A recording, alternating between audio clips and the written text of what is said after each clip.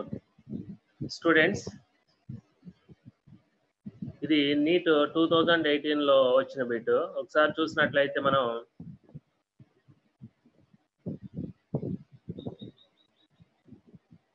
when the light of frequency 2 mu naught అనేది threshold frequency అన్నాడు, is incident on a metal plate, the maximum velocity of electrons emitted is v1. 2 mu naught frequency తో incident చేస్తే velocity of emitted electrons v1 అన్నాడు. When the frequency of incident radiation is increased to 5 mu naught, 5 mu naught కి increase చేస్తే velocity v2 అన్నాడు. Then what about the ratio of v1 v2? So kinetic energies అడుగుతున్నాడు. ఇంతకుముందు మనం చెప్పుకున్నాం kinetic energy versus frequencies relation of mv² is equal to h mu1 minus h mu naught. So ఈ relation కనుక మనం apply చేసినట్లయితే here μ² proportional to v² proportional to velocity square proportional to mu1 minus mu naught. So ratio తీసుకున్నట్లయితే you can get that relation.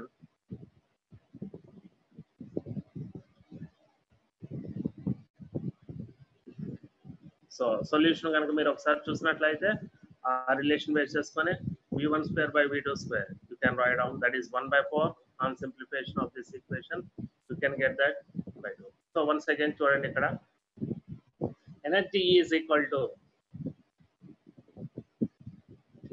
energy E is equal to E relation work function plus KE maximum. So first కేసులో frequency 2 mu naught అన్నాడు, అప్పుడు velocity v1 ఇచ్చాడు. Second కేసులో frequency 5 mu naught అన్నాడు, 5 mu naught అన్నాడు, velocity v2 అన్నాడు. So దీని equation 1 equation 2 అనుకున్నాం. Then you can take the ratios by taking simple. ఓకేనా, ఇది ఒక ఇప్పుడు 2018లో ఇచ్చిన బిట్ అనమాట. Next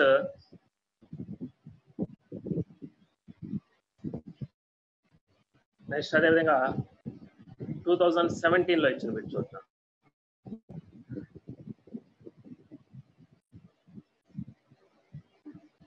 two thousand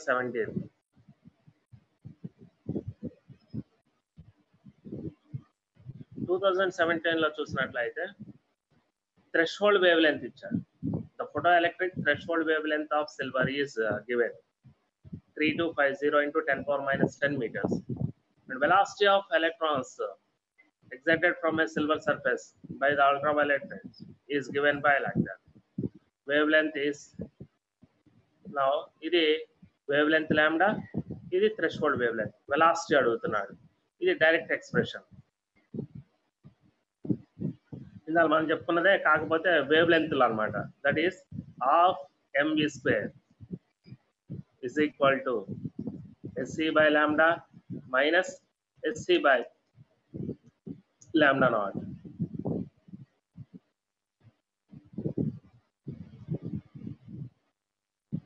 sc by lambda minus sc by lambda naught. So ఇక్కడ ఇది threshold wave length, that is lambda naught. అది threshold wave length lambda naught. Next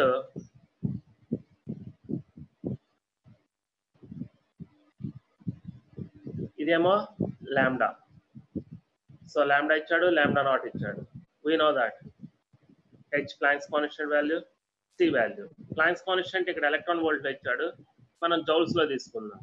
1 electron volt is equal to 1.6 into 10⁻⁻19 joules. Simplify చేస్తే వస్తుంది. లేదు direct గా H value తెలుస్తుంటే కనుక direct గా H value substitute చేయొచ్చు. కాకపోతే ఈ క్వశ్చన్ లో ఆప్షన్స్ మనకి చూసినట్లయితే ఫస్ట్ ఆప్షన్ 0.6 into 10⁻6 ఉంది, ఫోర్త్ ఆప్షన్ 6 into 10⁻5 ఉంది. రెండు ఆల్మోస్ట్ సేమ్. కాబట్టి ఇక్కడ మనకి కరెక్ట్ ఆన్సర్ వచ్చేసరికల్లా ఏ అండ్ డి అవుతుంది అనమాట. నీట్ 2017లో ఏ అండ్ డి రెండు ఆప్షన్స్ కూడా కరెక్ట్ ఆప్షన్స్ అవుతాయి. ఒకసారి మళ్ళీ సొల్యూషన్ కనుక మీరు చూసినట్లయితే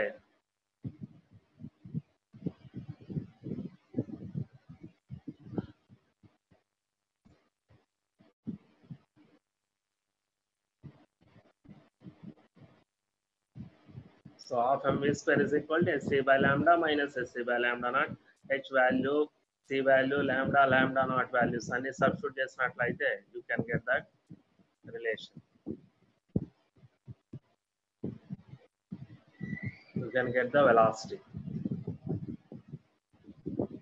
Okay na? ఇది 2017 లో ఇచ్చిన మోడల్. నెక్స్ట్ 2016 లో కూడా ఉంది bit.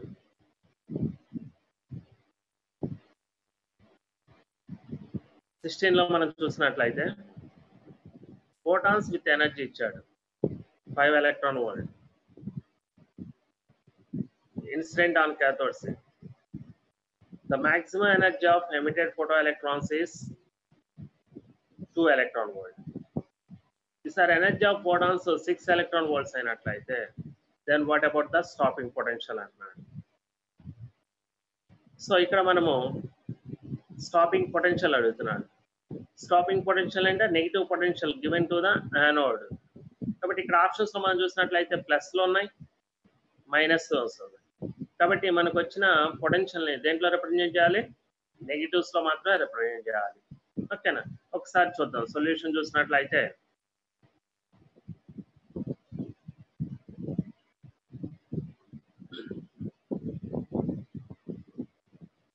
so here Ke maximum is equal to, we know that, E minus work function. So first of all you can find out the work function.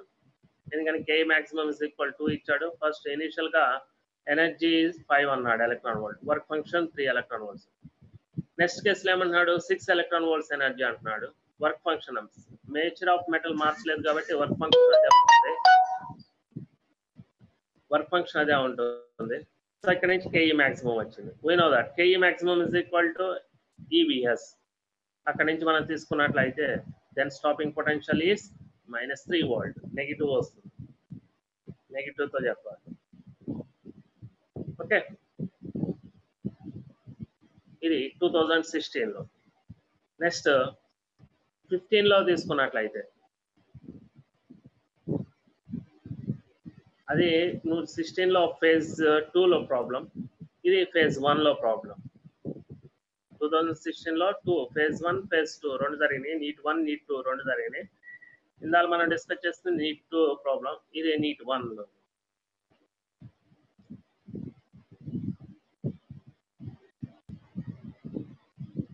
ఓకేనా? ఇక్కడ మనం చూసినట్లయితే ఈ ప్రాబ్లంలో when a metallic surface is illuminated with a radiation of wavelength lambda అన్నాడు, stopping potential V అన్నాడు. The same surface is illuminated radiation of wavelength 2 lambda, same surface, metal nature change చేయలేదు, wavelength 2 lambda అన్నాడు. Stopping potential is V/4 అన్నాడు. What about the threshold wavelength? Threshold wavelength lambda naught అడుగుతున్నాడు ఈసారి. threshold wavelength lambda naught అడుగుతున్నాడు. So కాబట్టి ఏమి ఇస్తున్నాడు? ఇక్కడ మనం రిలేషన్ ఎలా తీసుకోవాలి? Stopping potentials versus wave lens. ఇంతకుముందు మనం చెప్పుకున్న రిలేషన్ మళ్ళీ ఒకసారి గుర్తు చేస్తున్నాను చూడండి. EVS is equal to SC by lambda minus SC by lambda naught. ఈ రిలేషన్ తీసుకోవాలి. సో ప్రపోర్షనాలిటీలో ఈ హెచ్సిఎల్ క్యాన్సిల్ అవుతుంది. 1 by lambda minus 1 by lambda naught.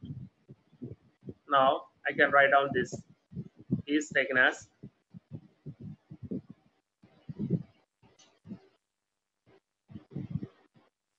so on simplification. First case lo wavelength lambda అన్నాడు, సెకండ్ కేస్ లో wavelength 2 lambda అంటున్నాడు.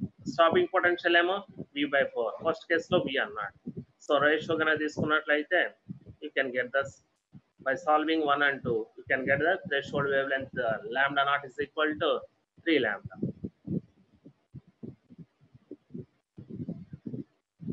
ఇది neat 1 2016 లో neat 1 లో వచ్చిన బిట్.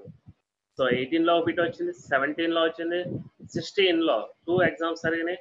నీట్ 1 లోనూ వచ్చింది, మళ్ళీ నీట్ 2 లోనూ కూడా వచ్చింది అన్నమాట. Next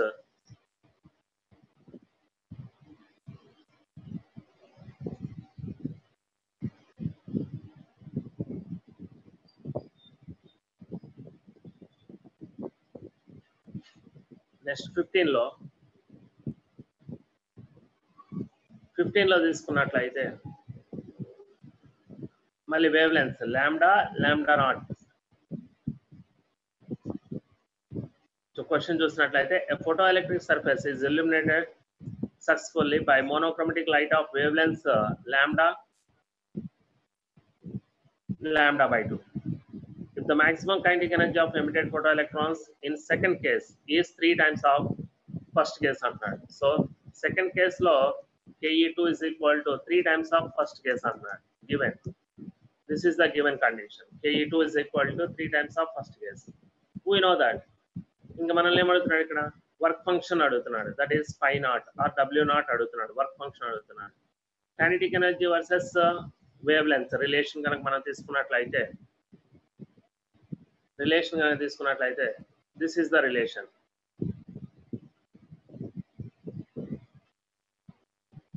so Ke is equal to SC by lambda minus phi naught.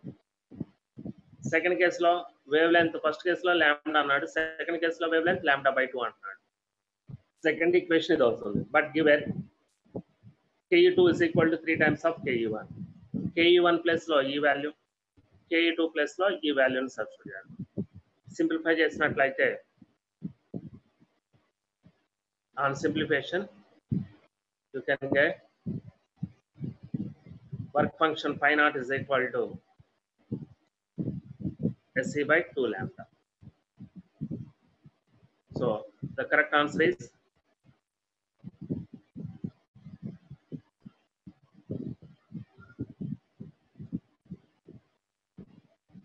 option C, SC by 2 lambda. Okay, ఇది 2015 లో వచ్చింది. అదేవిధంగా 14, 13 కూడా ఉన్నాయి. అవి మీకు ప్రాక్టీస్ కోసం పెడుతున్నాను, ఒకసారి చూడండి. అవి తర్వాత మీరు ఆ బిట్స్ ట్రై చేయండి. స్క్రీన్ మీద ఇస్తున్నాను ఆ బిట్స్.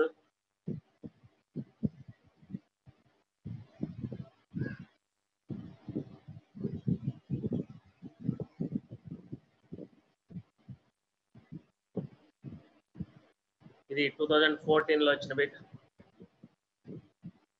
చూడండి ఏమంటాడా, when the energy of incident radiation is increased by 20%, the kinetic energy of photoelectrons emitted from a metal surface increases to 0.5 electron volt to 0.8 electron volts. The work function of the metal is, work function of the metal nature of metal మీద depend అయి ఉంటుందన్నా. కాబట్టి ఇక్కడ ఎనర్జీని increase చేస్తే work function ఎటువంటి change ఉండదు, కానీ కైనెటిక్ ఎనర్జీలో మాత్రం చేంజ్ ఉంటుంది. ఇది ఇంక్రీజ్ అయింది కాబట్టి ఎనర్జీ, కైనెటిక్ ఎనర్జీ కూడా ఇంక్రీజ్ అయింది, 0.5 నుంచి 0.8 వచ్చింది అన్నాడు. సో మనము energy, kinetic energy, work function ఈ మూడింటి మీద ఉన్న రిలేషన్ తీసుకొని సింప్లిఫై చేయాలి. ఒకసారి మీరు ట్రై చేయండి ఓన్గా. సొల్యూషన్ కూడా ఇక్కడ పెట్టాను, తర్వాత చూసుకోండి. నెక్స్ట్ అదేవిధంగా 16 లో బిట్, 2013 లో బిట్. ఈ బిట్ కూడా ఒకసారి నోట్ చేసుకొని ట్రై చేయండి. నెక్స్ట్ 2012 లో థ్రెషోల్డ్ ఫ్రీక్వెన్సీ అడిగాడు.